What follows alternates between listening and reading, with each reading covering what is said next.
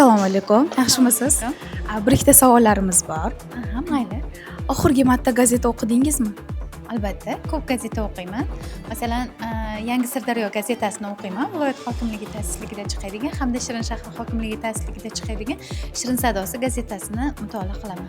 Aha, yuqorida ta'kidlab o'tdingiz, viloyat hokimligi tasarrufida Yangi Sirdaryo gazetasini o'qiyman deb. Oxirgi marta qaysi sonini o'qidingiz? Qaysi maqola sizga manzur keldi? Yangi Sirdaryo gazetasini yaqinda 8-sentyabrda chiqarilgan 35-sonli gazetasini o'qidim. Unda menga eng yoqqani albatta ota-ona duosi har doim birinchi o'rinda turadi. Shunday ekan, ota duosini olgan jarroh degan maqolasini o'qidim. Undan juda ham ta'sirlandim. O'zim ham har doim otamdan, onamdan duo olib, yuqori natijalarga erishib kelganman. Assalomu alaykum. Va alaykum assalom. Biz Yangi Sirdaryo gazetasidan keldik. Bir ikkita savollarimiz bor, maylimi? Gazetalarimizda qanday yangiliklar bo'lishini xohlaysiz? Gazetada ko'proq shu ijtimoiy sohani yoritib borish tarafdoriman, chunki baribir o'sha Sirdaryomizda bo'layotgan maktablar, sport yangiliklari xabardor bo'lib tursak, shu fikrni bildirgan bo'laman. Rahmat. Gazeta o'qib turibsizmi so'nggi kunlarda? Ko'plab gazetalar hozir, o'zi gazeta juda ham mana chiqyapti. Aktual mavzu hozir. Yangi Sirdaryo, o'zimizning Shirin sadosi gazetalarimizni mutolaa qilamiz.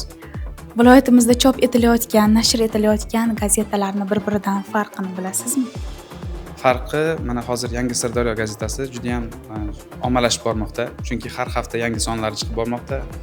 Gazetadan o'zi bu nima desak bo'ladi? Gazeta xalqning ko'zgusi.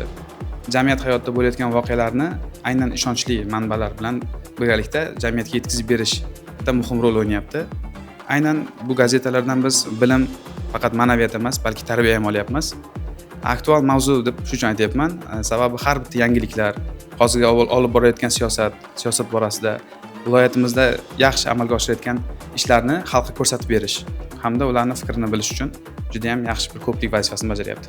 Yangi Sirdaryo gazetasini mutolaa qilayotgan ekansiz. Oxirgi sonini o'qidingizmi? Qat'an ham o'qidim. Mana hozir o'zim yonimda ham bor.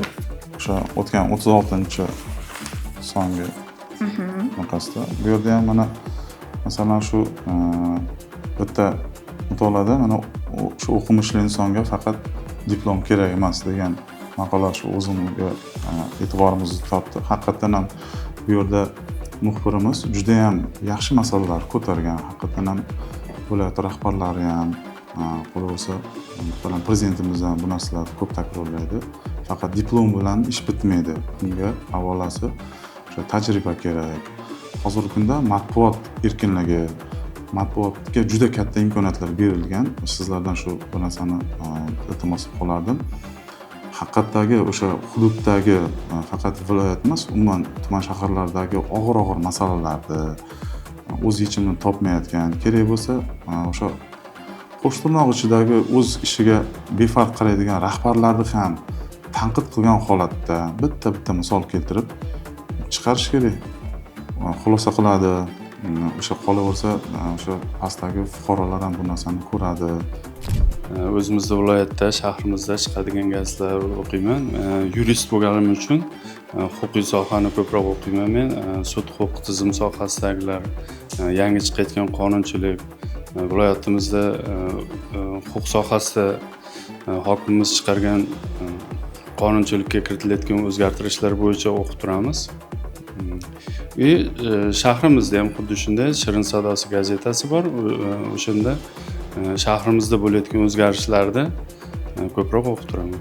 Gazetxonlarimiz ichida eng faol javob bergan gazetxon deb sizni topdik. Bizni tomosha qilib o'tirgan yurtdoshlarimizga gazeta o'qishlikni tavsiya qilasizmi va fikrlaringizni bemalol bildirishingiz mumkin. Barcha davlat muassasasi hamda aholalarimizdan ushbu roliklarni ko'radigan barcha gazetxonlardan, ma'rifat izlovchilardan, yangilik izlovchilardan barchadan ushbu mutolaalarda faol bo'lishini hamda ma'rifat, ilm olishdan hech ham to'xtamaslikni tilayman. Rahmat.